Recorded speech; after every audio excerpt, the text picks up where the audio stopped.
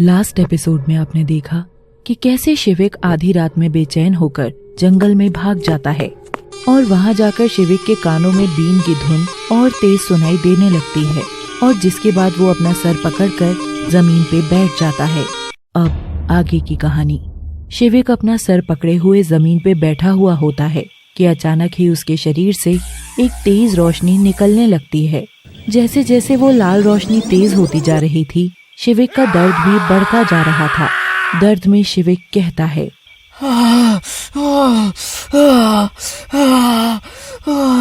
आखिर ये सब क्यों हो रहा है? मेरे सर में दर्द क्यों हो रहा है इतना? शिविक दर्द में चिल्लाने लगता है कि तभी शिविक देखता है कि उसके सिर का दर्द अचानक ही बंद हो गया है और जैसे ही वो खड़ा होने लगता है, वो देखता है कि उसकी स्किन अपने आप निकल रही है। उसे कुछ समझ नहीं आ रहा होता है। उसकी स्किन किसी पपड़ी की तरह अपने आप गिरने लगती है और लाल रोशनी अचानक काफी तेज हो जाती है और तभी शिविक का रूप बदलने लगता है और देखते ही देखते शिविक आधे नाग और आधे इंसान में बदल जाता है। उसका ऊपर का शरीर इंसान का और नीचे का एक विशाल नाग का हो चुका था। ये देख शिविक कहता है, ये सब क्या हो रहा है मेरे साथ? कौन हूँ मैं?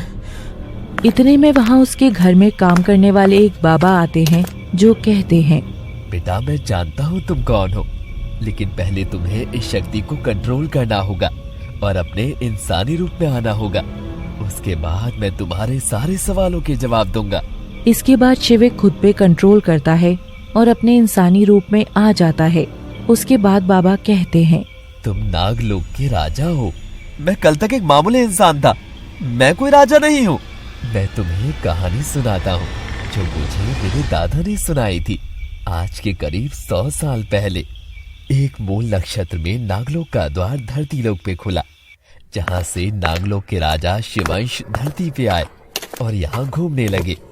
उसी समय उनकी मुलाकात एक इंसान से हुई जिसका नाम काव्या था।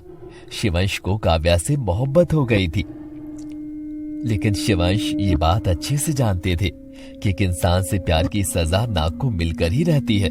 फिर भी उन्होंने अपने प्यार को चुना और काव्या के साथ हमेशा के लिए धरती लोक पर रहने का निर्णय किया। लेकिन कुदरत को कुछ और ही मंजूर था।